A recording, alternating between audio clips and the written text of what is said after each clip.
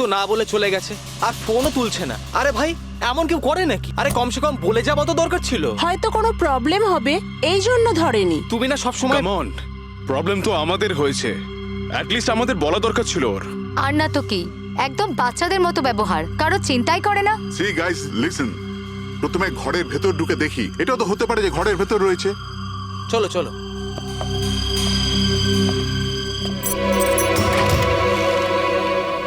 এখানে তো অন্ধকার কেন? আমি আলো জ্বালাচ্ছি।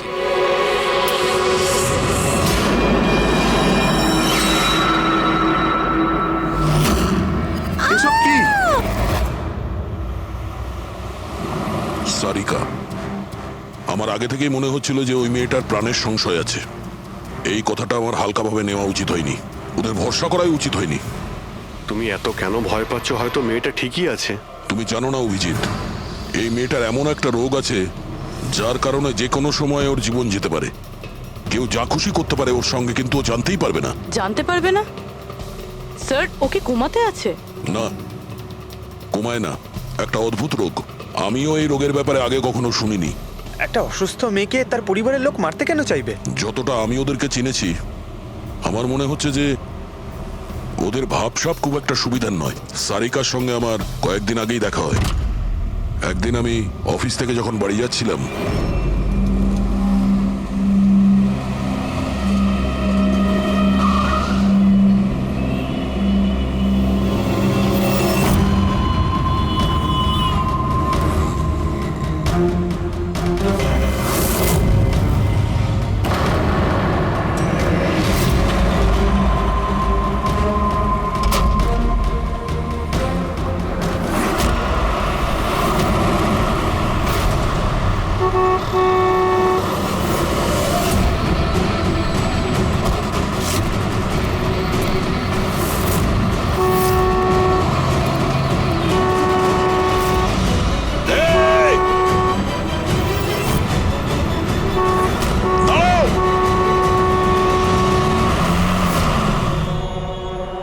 কি করছিলে তুমি?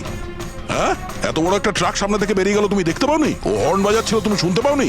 হ্যাঁ, আত্মহত্যা করার চেষ্টা করছিলে কি? মনে হচ্ছে দেখতেও পায় না, শুনতেও পায় না। কিন্তু এই রাস্তায় একা কি করছে? কে কে আছে এখানে? আকাশ দাদা, কে আপনি? কে?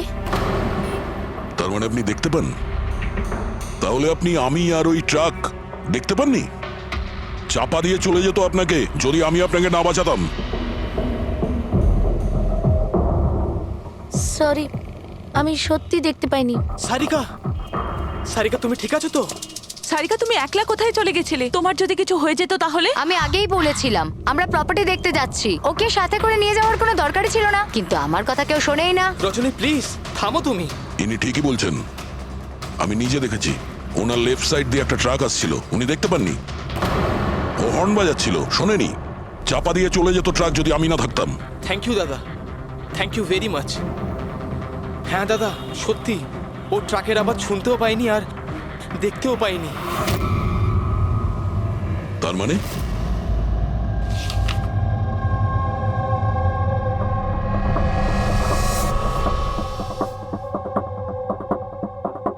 এইসব আপনি, মানে আপনার শুধু জিনিস আর সবার এই ডান দিকটা নজরে আসে না, শুধু বাঁ দিকটা নজরে আসে? হ্যাঁ স্যার। তার মানে এই মুহূর্তে আমি আপনার সামনে আছি, আপনি আমার অর্ধেকটা দেখতে পাচ্ছেন, আমার এই ডান দিকটা আপনি দেখতে পাচ্ছেন না? না স্যার, দেখতে পাই না। আমার যত কাছে কেউ থাকুক না কেন, যদি সে আমার বাঁ দিকে দাঁড়িয়ে থাকে তাহলে না আমি তাকে শুনতে পাই আর না দেখতে পাই স্যার। আমার এই সমস্যাটা রয়েছে স্যার, হেমি স্পেশাল নেগলেক্ট। এই রোগের কারণের জন্য স্যার আমার মাথা লেফট সাইড রেজিস্টার করতে পারে না স্যার, শুধুমাত্র ডান দিকটাই বুঝতে পারি আমি স্যার। সেই জন্য আপনি এইসব পেন্টিংস, এই লোকজন, সবার ডান দিকটাই দেখতে পাই আমি স্যার। তাহলে এই অসুখের কোনো ট্রিটমেন্ট নিশ্চয়ই আছে। আর আপনারা ওনাকে রাস্তায় যেতে দিলেন কি করে? আপনারা তো জানতেন যে ওনার সঙ্গে কি হচ্ছে, তারপরেও যদি কিছু হয়ে যেত ওনার। স্যার আপনি বলুন স্যার, ওর তো নিজের বুদ্ধি ব্যবহার করার দরকার ছিল।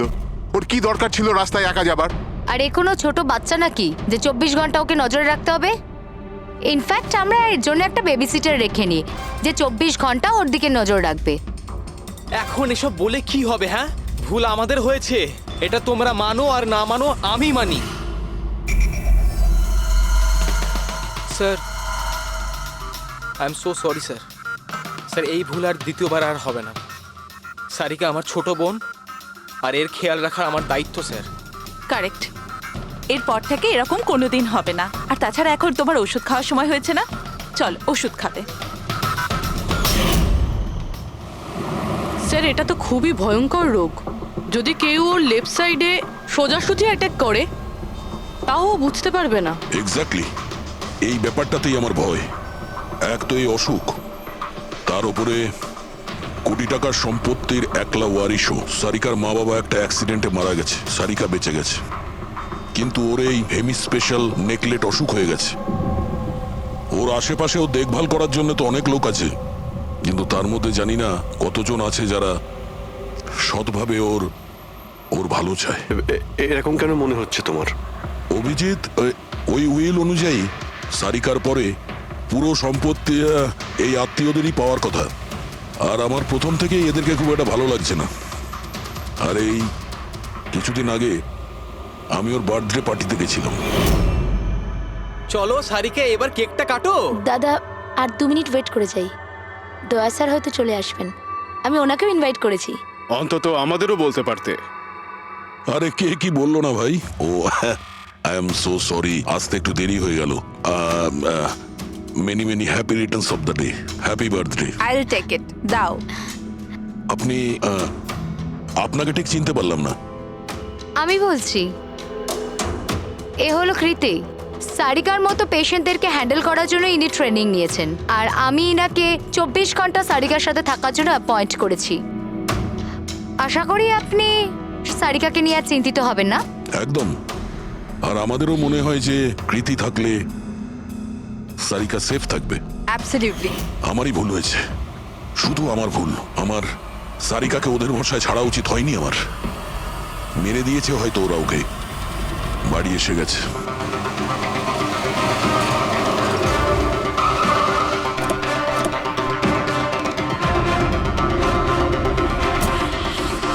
কোথায় ও?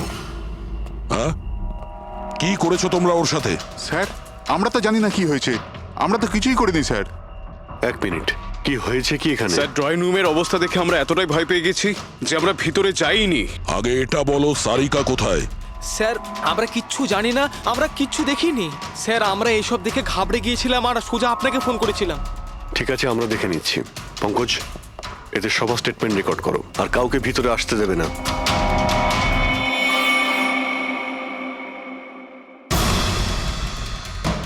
সারিকা, সারিকা, কেউ আছেন? এখানে তো মনে হচ্ছে অনেক কিছুই হয়েছে। এত রক্ত তো কোনো একজনের হতেই পারে না।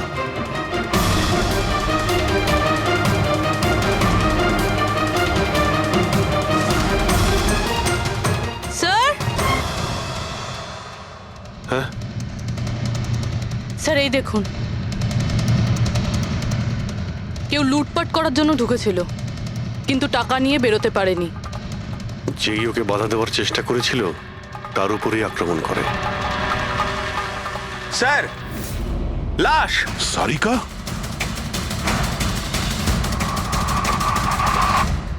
ও নো। মানালি তো এ। এরপর থেকে এরকম কোনোদিন হবে না। আর তাছাড়া এখন তোমার ওষুধ খাওয়ার সময় হয়েছে না। সারিকার ছোট বৌদি, জয়ন্ত স্ত্রী। তাহলে ও কোথায় আছে?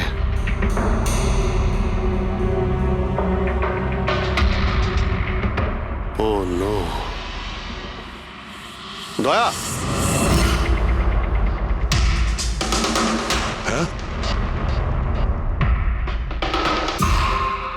এ হলো কৃতি। সারিকার মতো পেশেন্টদেরকে হ্যান্ডেল করার জন্য ইনি ট্রেনিং নিয়েছেন। এটা তো কৃতি। তুমি চেনো? হ্যাঁ, কৃতি স্যার, পালস চলছে, এখনো বেঁচে আছে। এ সারিকার রুমের বাইরে। সারিকা,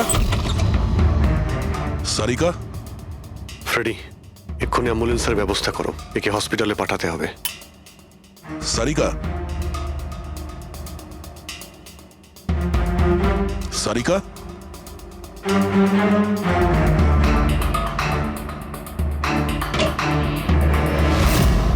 সারিকা, সারিকা, অভিজিৎ, না না না না না, কিছু নেই, কিছু নেই। Relax, আমরা relax. সিআইডি থেকে এসো। রিল্যাক্স বাইরে রিল্যাক্স এসো, বাইরে এসো, বাইরে এসো। রবি, এসো। সাবধানে। তুমি ঠিক আছো তো? বসো, এখানে বসো। থ্যাংক গড একে পাওয়া গেছে। তুমি ঠিক আছো? সবাইকে মেরে দিয়েছে, সবাইকে মেরে দিয়েছে স্যার। এক মিনিট, এক মিনিট। কে করেছে এসব? কে ছিল সে? দয়া স্যার, কি হয়েছিল? স্যার সবাইকে মেরে দিয়েছে স্যার, কে? মেরে দিয়েছে, কে? কে মেরেছে? মেরে দিয়েছে স্যার। আমার মনে হয় এক্ষুনি একে হসপিটালে পাঠানো উচিত, ওর মানসিক অবস্থা ঠিক নেই। ওটাই ঠিক হবে, মনে হচ্ছে শক পেয়েছে। রবি, তোলো একে। ওঠো, ওঠো। আমার সাথে এসো।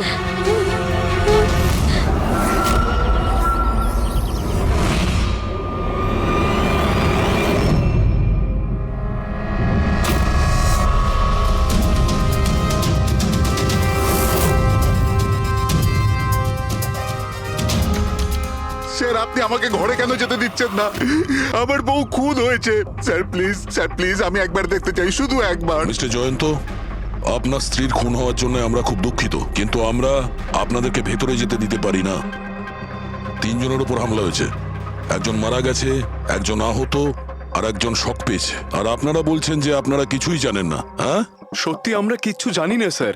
ইনফ্যাক্ট আমরা এখানে কেউ ছিলামই না স্যার। আমরা সবাই নিউ বোম্বেতে ছিলাম একটা পার্টিতে। কোন পার্টি? স্যার একটা ফ্রেন্ডের রিসেপশনের পার্টি। তো আপনারা সবাই ওখানে গিয়েছিলেন তো?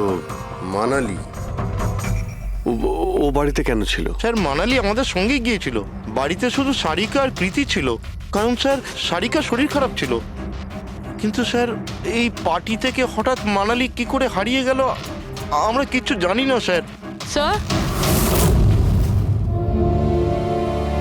হ্যাঁ পূরবী, স্যার এই দেখুন, এর নখে এবং এর বডিতে অনেক গুঁড়ো চুল পাওয়া গেছে। স্যার এই কাঁচের টুকরোগুলো দেখুন, বেশ মোটা, মনে হচ্ছে কারো চশমার কাজ।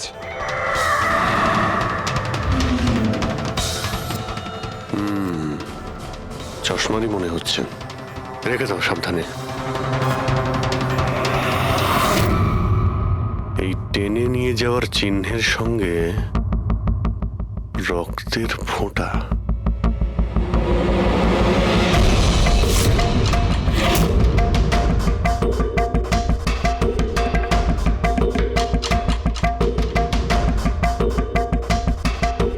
এখানে এতটা রক্ত, মানে এখানে এসে দাঁড়ায় আর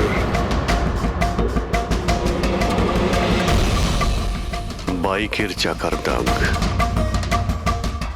কেউ আহত অবস্থায় এখানে আসে আর বাইকে উঠে এখান থেকে বেরিয়ে যায়। আচ্ছা একটা কথা বলুন তো, আপনাদের মধ্যে বাইক কার কাছে আছে? বাইক? না স্যার বাইক তো কারুর কাছে নেই, আমাদের সবার কাছে নিজের পার্সোনাল গাড়ি আছে স্যার। এই বাড়িতে টোটাল 5টা কার আছে স্যার। কিন্তু অভিজিৎ, এটা কেন জিজ্ঞাসা করছো? কারণ কেউ খুবই আহত অবস্থায় বাইকে উঠে এখান থেকে চলে গেছে, আর আমার পুরো বিশ্বাস যে খুনি সেই। আই থিঙ্ক এর জবাব সারিকাই দিতে পারবে। ওর জ্ঞানটা একবার ফিরে আসুক। বাই দ্য ওয়ে, আপনাদের মধ্যে কি কারো চোট বা আঘাত লেগেছিল? আঘাত আমাদের? স্যার আপনার কথার মানে কি? আমাদের কেন চোট লাগবে? আপনারা আমাদেরকে সন্দেহ করছেন? যতক্ষণ এই কেসটা সলভ না হবে আমরা সবার উপরেই সন্দেহ করব। আর আপনারা যদি আমাদের সঙ্গে সহযোগিতা না করেন তাহলে আমাদের সন্দেহ আরো বেড়ে যাবে। হ্যাঁ, তাই প্লিজ কোঅপারেট।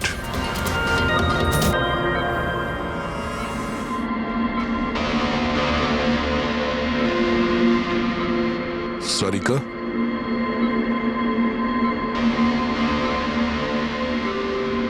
আচ্ছা তুমি কি ঠিক আছো?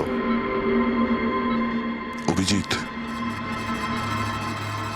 সারিকা, দয়া স্যার, তুমি ঠিক আছো? স্যার মানালি বৌদি আর কৃতি স্যার। কৃতি ঠিক আছে, কিন্তু মানালি মারা গেছে। সামলে কৃতি।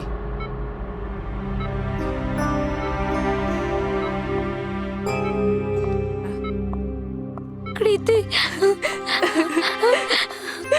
কৃতি, তুমি ঠিক আছো তো? I am so glad you okay. Thank God তুমি ঠিক আছো।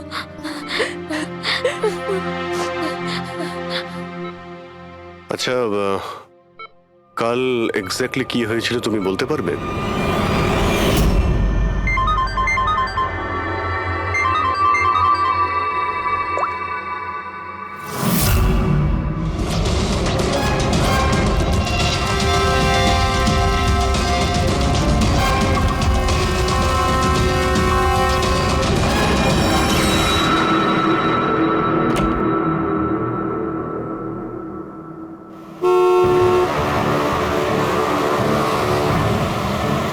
বৌদি,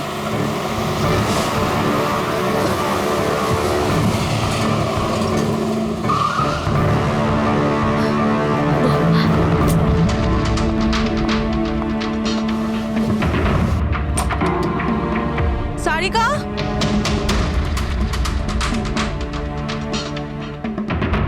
সারিকা, সারিকা কোথায় তুমি?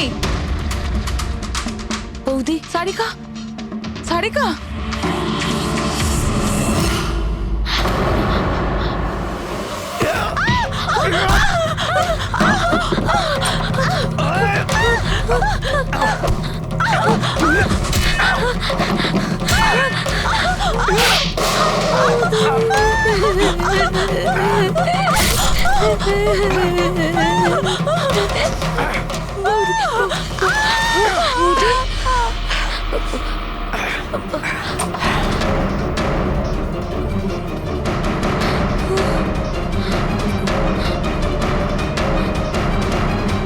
কৃতি, কৃতি, কৃতি। তো তুমি ওনার দরজাতে ধাক্কা দিয়েছিলে। তো কৃতি, আপনি কি দেখেছিলেন? আপনার উপরে আক্রমণ কি করে হলো? সারিকার জোরে চিৎকারের আওয়াজ পেলাম, আমি তখনই ঘর থেকে বাইরে আসি। সারিকা, এইসব কি করে? কৃতি, কৃতি, সারিকা তুমি ঠিক আছো তো? কৃতি, আমি আমার রুমে। কৃতি, আমি ও, এখানে। Okay okay okay Sarika, you don't worry, I am coming. Kriti সাবধানে, খুনি এখনো বাড়িতেই আছে। খুনি? সারিকা, তুমি ওকে দেখেছো যে কৃতির ওপর হামলা করেছে? হ্যাঁ স্যার, আমি দেখেছিলাম। সারিকা, সারিকা, কৃতি, কৃতি, সারিকা, সেই মুহূর্তে তুমি যা যা দেখেছো সেটা তুমি একটা পেপারের ওপর আঁকতে পারবে? হ্যাঁ স্যার, যখন আমি ওনাকে মানালি বৌদির পেছনে দেখেছিলাম তখন খুব ভয় পেয়ে গেছিলাম। আমি শুধু ওই মুখটার একটা ঝলক দেখতে পেয়েছিলাম স্যার। যখন আমি আবার দেখি তো তখন আমি শুধু হাতটুকু দেখতে পাই। কৃতি আমার দিকে আসছিল আর তারপর পিছন থেকে হাত এলো, ওই হাতটা ওর ওপর হামলা করলো। লোকটা রেনকোট পরেছিল আর গ্লাভস আর একটা বড় চকপকি ঘড়ি, এই যে একেবারে সেরকমই হুবহু যেমনটা আমি দেখতে পেয়েছিলাম।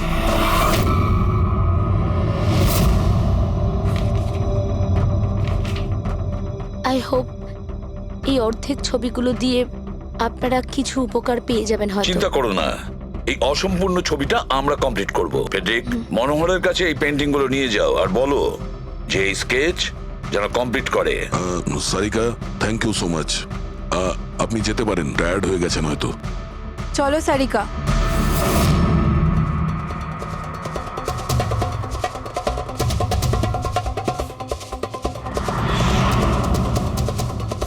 এই লোকটাকে তো আগে কখনো দেখিনি স্যার। হতে পারে শুধু এই কাজের জন্যই হায়ার করা হয়েছিল। আর ঠিক সময়ে মানালি ওর প্ল্যানটা ভেস্তে দিল। খুব খুব মন দিয়ে দেখো এই স্কেচটা। এটা সেই লোকটার ছবি যে মানালিকে খুন করেছিল।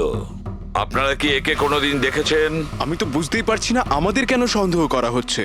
এক্স্যাক্টলি, আমরা সবাই সারিকার আপনজন, আর আজ আমরা বিজনেসের সব কাজ ছেড়ে এখানে এসেছি শুধুমাত্র সারিকার জন্য। আর আপনাদের মনে হচ্ছে আমরা ওকে মারতে চাইছি?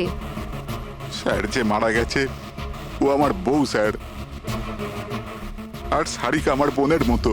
স্যার আমি যখন খুব ছোট ছিলাম আমার বাবা মা মারা গিয়েছিল।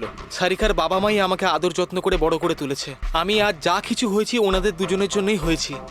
আর স্যার আমি সারিকাকে আমার নিজের প্রাণের চেয়েও বেশি ভালোবাসি। এক্স্যাক্টলি, এক তো আমরা ওর জন্য নার্স রাখলাম, আর আপনারা সবাই আমাদেরকেই সন্দেহ করছেন। হ্যাঁ, সন্দেহ করছি তোমাদের সবাইকে। আমি নিজের চোখে দেখেছি কতটা ভালোবাসো তোমরা ওকে। আপনারা সবাই ভালোভাবেই জানেন যদি ওই বেচারির কিছু হয় তাহলে ওর কয়েকশো কোটি টাকার সম্পত্তির তোমাদের সবার মধ্যে ভাগ হবে।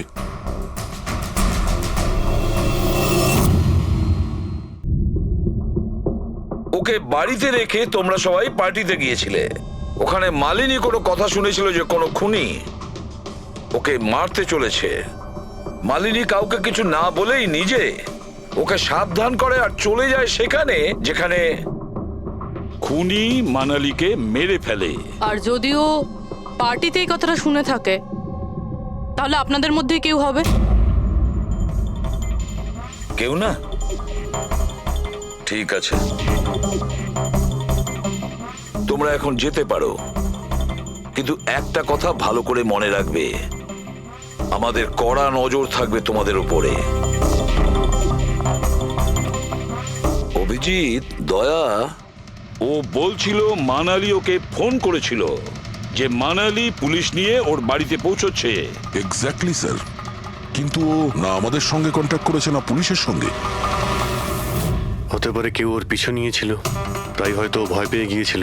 একটা কাজ করি আমরা, পঙ্কজ পুরবী, ওই পার্টিতে যে কয়জন লোক এসেছিল ওদের প্রত্যেকের নাম আর ফোন নাম্বার বের করো, আর খোঁজ নাও ওই রাতে মানালির বাড়ির আশেপাশে ওদের মধ্যে কার ফোন অ্যাক্টিভ ছিল।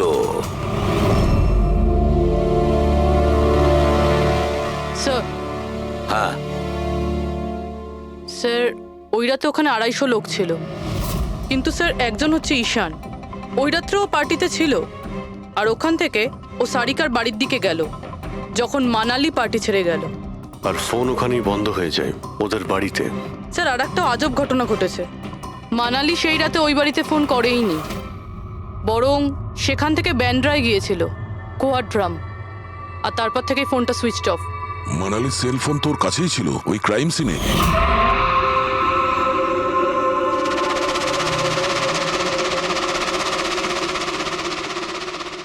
Switch off? আচ্ছা, এমনটা নয় তো যে ওই ফোনটা আসলে ঈশানের ফোন, ভুল করে ওখানে পড়ে গিয়েছিল? মানে ঈশান সেই রাতে সারিকা ভিলা এসেছিল। ডাকো ওই ঈশানকে বিউরোতে। স্যার আমি করেছিটা কি? আমাকে এখানে কেন ডাকা হয়েছে? ঈশান, একটু আপনার চশমাটা খুলবেন? চশমা? স্যার এটা তো উইদাউট নাম্বারের চশমা, এটা তো আমি রেগুলার পড়ি না। ডক্টর সালুকের কাছে নিয়ে যাও এটা। স্যার আমাকে এটা তো বলুন আমি করেছিটা কি? আমরা আপনাকে এখানে মানালি মার্ডার কেসের ব্যাপারে ডেকেছি। ক্রাইম সিনে আমরা চশমার ভাঙা কাঁচ পেয়েছি। আপনার চশমাটাকে ওই কাচের সঙ্গে ম্যাচ করিয়ে দেখব। কিন্তু স্যার আমি তো ওই জায়গায় যাইনি। যদি তুমি নাই গিয়ে থাকো তাহলে তোমার ফোন ওখানে ওই ভিলাতে কি করছিল? আর মানালির ফোন তোমার বাড়িতে মান্দ্রাতে কিভাবে পৌঁছলো? ওই স্যার পার্টিতে আমাদের ফোন এক্সচেঞ্জ হয়ে গেছিল, কারণ আমাদের ফোন দুটো এক। কি হলো মানালি ম্যাডাম, আপনাকে চিন্তিত মনে হচ্ছে? চিন্তিত আমি? না তো, আসলে আমি ওই জয়ন্ত আর আকাশকে খুঁজছিলাম। আপনি ওদের কোথাও দেখেছেন? হ্যাঁ, ওরা দুজন ভেতরেই হবে। আসলে কি হয়েছে, এত চেঁচামেচি আর এই ডিস্কোতে আমি কিছু বুঝেই উঠতে পারছি না। আপনি প্লিজ আমাকে একটু হেল্প করে দেবেন ওদের খুঁজে পেতে? আমি ওদের ভেতর থেকে আপনার কাছে পাঠাচ্ছি।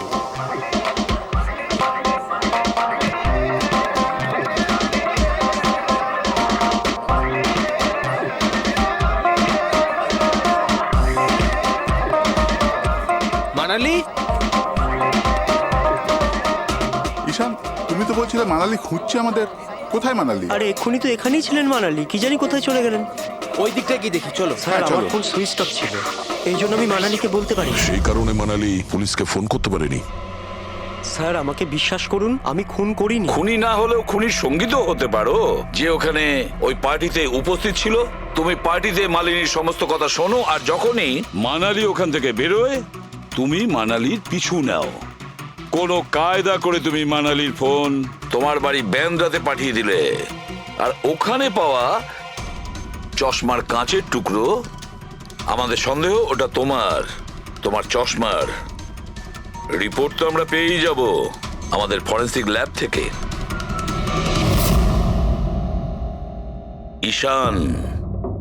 ঈশান শুধু ঈশানের কাছে কোনো কারণ নেই, কিন্তু সবার কাছেই কোনো না কোনো কারণ আছে সারিকাকে মারার জন্য।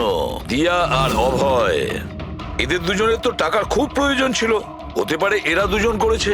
আর এদের প্রত্যেকের কাছে একটাই অজুহাত আছে যে ওরা রিসেপশনের পার্টিতে ছিল।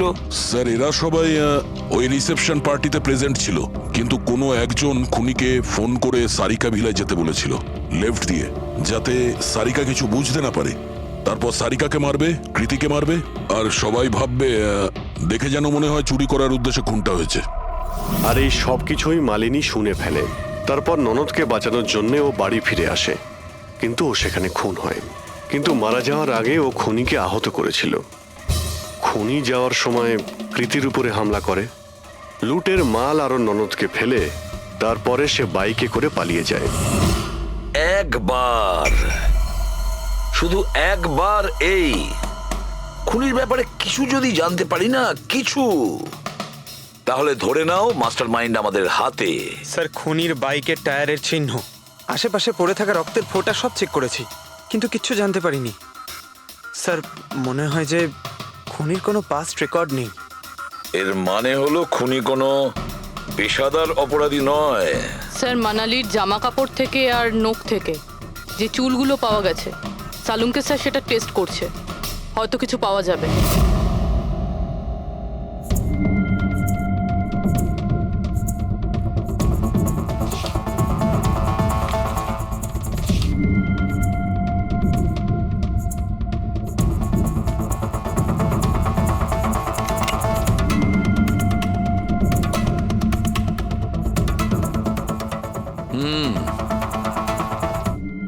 আমার আন্দাজ একদম ঠিক ছিল, এবার শুধু ডিএনএ রিপোর্টটা দরকার।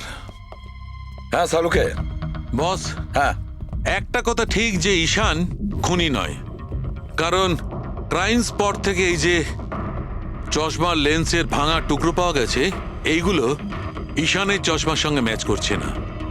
এক তো ঈশানের চশমার পাওয়ার 0, আর দ্বিতীয়ত ঈশানের যে চশমাটা তার লেন্সগুলো একদম নর্মাল, কিন্তু এই লেন্সটা ফটোক্রোম্যাটিক, মানে রোদের সঙ্গে রং পাল্টায়। আচ্ছা, ওই যে রক্ত পাওয়া গিয়েছিল ওই বাইকে টায়ারের মার্কের কাছে, সেটা কি খুনির রক্ত? হ্যাঁ, ওই রক্তটা খুনিরই, যার বয়স 25 থেকে 30 বছরের মধ্যে। আর মানালির নখে যে চুলটা পাওয়া গেছে ওটা নিশ্চয়ই খুনির। আসলে বস, হাতাহাতি করবার সময় চুল গোড়া থেকে উপড়ে আসে, অথচ এই যে চুলটা, এটা উপড়ে আসেনি, কাটা হয়েছে। আর এইটা দেখো স্ক্রিনে, যতগুলো চুল আছে সব আলাদা আলাদা রকমের, কোনো চুল সিধে, কোনোটা কোঁকড়ানো, আর ওগুলো রং দেখো, প্রত্যেকটা চুলের রং আলাদা, কোনোটা কালো, কোনোটা ব্রাউন, কোনোটা ডার্ক ব্রাউন, আর ওই গোল্ডেনও আছে। এই চুলগুলো একটা লোকের হতেই পারে না। আলাদা আলাদা লোকের চুল? হ্যাঁ দয়া, এই চুল থেকে আমরা বিভিন্ন ধরনের কেমিক্যাল পেয়েছি, যেমন হচ্ছে কেরাটিন, ফিফটাইন, আর অনেক কিছু। আমার মনে হচ্ছে না যে এই চুলগুলো কোনো একজন লোকের মাথার চুল। Hello, oh good, very good, thank you very much, good news, bye. DNA টেস্টের রিপোর্ট, এই রিপোর্ট এই বিষয়টা কনফার্ম করছে যে এই যে চুলগুলো সেগুলো কোনো একজন ব্যক্তির চুল নয়। যে লোকটার ড্রেসের ওপর আলাদা আলাদা চুল আছে, আলাদা আলাদা লোকের কাটা চুল, সেই লোক কোনো বড় সেলুনে কাজ করে, হেয়ার স্টাইলিস্টের।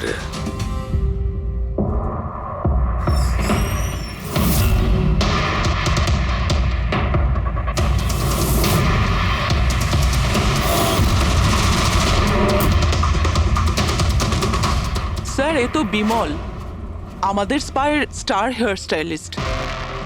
স্যার এখানে যেই আসুক না কেন সবাই ওর কাছেই হেয়ার স্টাইল করতে চাইতো।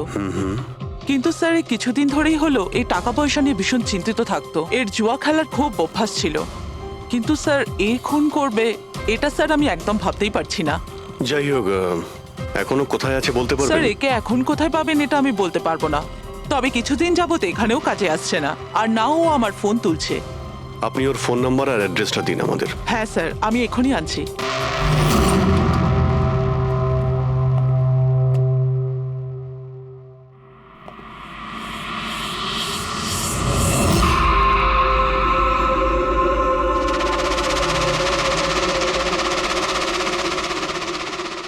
ও নো, এ তো গেছে। বিষ খেয়েছে। এখানে আঘাত লেগেছে আর এই কাঁধেও নখের চিহ্ন।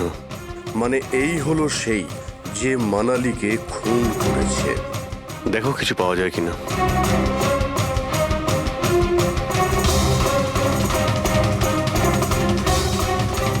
স্যার, হ্যাঁ, আমি বিমলের বাইকটা চেক করলাম স্যার। বাইকটার হ্যান্ডেলে শুকিয়ে যাওয়া রক্ত আর কাঁদালে আই অ্যাম শিওর স্যার এগুলো ওই বাড়িটার ব্যাকইয়ার্ড থেকেই লেগেছে।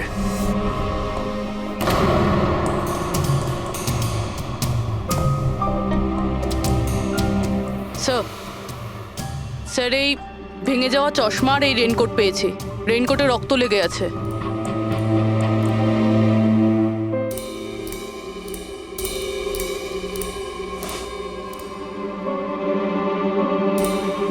এই দেখতে পাচ্ছ, বাঁ হাতে ঘড়ি। হ্যাঁ, তাহলে স্যার যদি বিমল বাঁ হাতে ঘড়ি পরতো তাহলে ও কি করে বলল যে ডান হাতে ঘড়ি পরা ছিল? ওই রাতে পার্টিতে মানালি কেউ সারিকাকে খুন করবে সেই আলোচনা শুনে ফেলে, আর তখন মানালি ঈশানের কাছে সাহায্য চায়। ওকে বলে যে জয়ন্ত আর আকাশকে ওখানে পাঠিয়ে দিতে। এর মানে আকাশ আর জয়ন্ত দুজনেই নির্দোষ। বাকি রইল এই তিনজন, রজনী, অভয় আর দিয়া। ওই খুনের মাস্টারমাইন্ড এই তিনজনের মধ্যেই কেউ হবে। আচ্ছা স্যার, ওই কলের অন্যদিকে কে ছিল? স্যার ওই বিমল হতে পারে। না স্যার, আমি বিমলের ফোন রেকর্ড চেক করেছি। ওই রাত্রে ওদের মধ্যে কেউই বিমলকে ফোন করেনি। তাহলে অপর প্রান্তে কে ছিল সেদিন? ল্যান্ডলাইন? আচ্ছা, ওদের বাড়ির ল্যান্ডলাইন ফোন? হ্যাঁ, হতে পারে। ফ্রেডি, পঙ্কজ, একটু খোঁজ নিয়ে দেখো তো 11টার আশেপাশে ওদের ল্যান্ডলাইনে কেউ ফোন করেছিল কিনা। ওই মেয়েটার কথা অনুযায়ী খুনি ডান হাতে ঘড়ি পড়েছিল, যেখানে বিমল বাঁ হাতে ঘড়ি পড়েছিল। আরও এটাও বলেছিল যে খুনি যে রেনকোট পরেছিল সেটা ব্লু কালারের ছিল, কিন্তু আমরা বিমলের বাড়ি থেকে যে রেনকোট পেয়েছি সেটা কালো ছিল। হতে পারে সারিকা কিছু ভুল করেছিল, ঠিকমতো দেখতে পাইনি ও। স্যার, স্যার ওই রাতে 11:30টার সময় বাড়িতে কেউ ফোন করেছিল। কে ফোন করেছিল? আপনারা সত্যি বলছেন এই সব কিছুর পেছনে আমার নিজের লোকের হাত আছে? একটু অপেক্ষা করুন, সব জানতে পারবেন। স্যার, আপনারা আবার কেন খোঁজ খবর নিচ্ছেন? একবার তো খোঁজ খবর নিয়েছেন। সেদিন প্রমাণ একত্রিত করার জন্য আর আজ কেস ক্লোজ করার জন্য। আপনি একটু অপেক্ষা করুন, এখনই সবকিছু জানতে পেরে যাবেন। স্যার, পেয়ে গেছি। কিন্তু এটা তো সেই রেনকোটটাই যেটা ওই খুনি পড়েছিল। এখানে কি করে এলো? বলছি, তুমি বলেছিলে যে মানালি তোমাকে দৌড়ে এইখানে বাঁচাতে এসেছিল, কারণ ও ওখানে পার্টিতে শুনেছিল যে কেউ তোমাকে খুন করতে চায়। কিন্তু সে খুনি ছিল না, সেই ছিল যে এই পুরো প্ল্যানটা করেছিল। আর যার সঙ্গে ওর ফোনে কথা হয় সেও কিন্তু খুনি নয়, অন্য কেউ ছিল। সেই সময় এই বাড়িতেই সে তোমার সঙ্গে উপস্থিত ছিল। বাড়িতে? ওই সময় আমার সাথে কৃতি, কারেক্ট? এটা পুরো প্ল্যান ছিল। খুনি কাজ ভেঙে বাড়ির ভেতরে ঢোকে, কিন্তু গন্ডগোল তখন হলো যখন ও মানালিকে মারল সারিকা ভেবে। মানালি তো মারা গেল, কিন্তু মরার আগে ও খুনিকে এতটাই আহত করে দিয়েছিল যে খুনি এখানে সারিকাকে মারার জন্য দাঁড়ায়নি, পালিয়ে গেছে। স্যার স্যার এক মিনিট, যদি খুনি পালিয়ে গেল তাহলে কৃতিকে কে মারলো? কারণ সারিকা নিজের চোখে কৃতির ওপর হামলা হতে দেখেছে। হ্যাঁ আমি দেখেছিলাম, ওই হাতটা এলো আর ও কৃতির ওপর হামলা করেছিল। হামলা তো হয়েছে, কিন্তু করলোটা কে?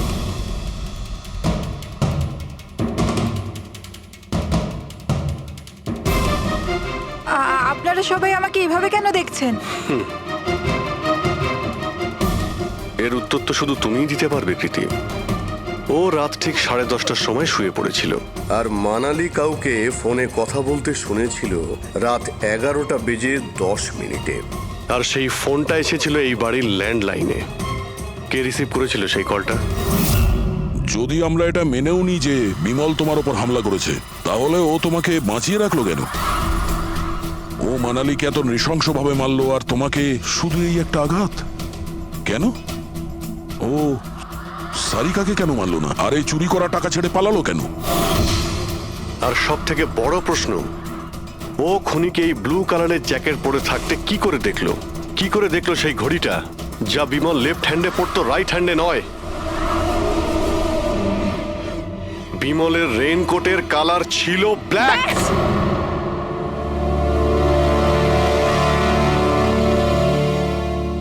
ঠিক চিনেছেন আপনারা। ওই হামলা আমি নিজেই করেছিলাম।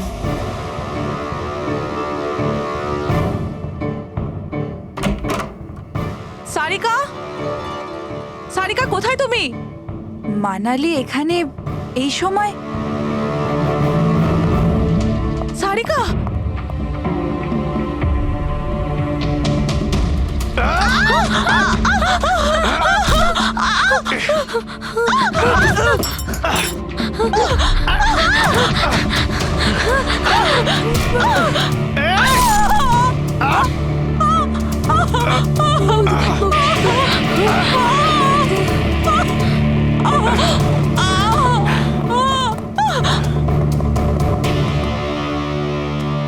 কৃতি,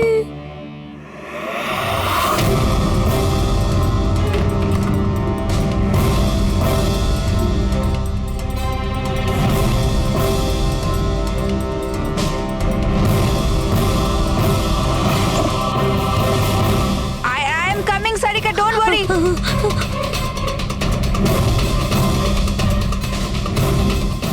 কৃতি,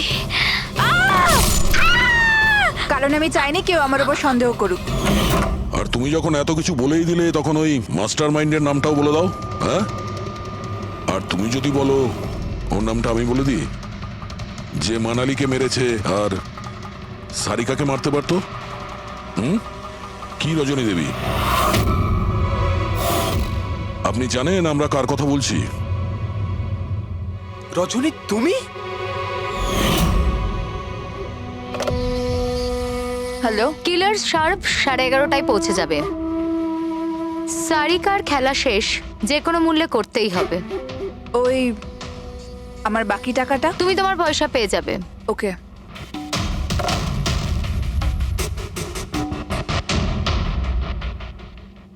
রজনী, তোমার জন্য আমি আমার বউকে...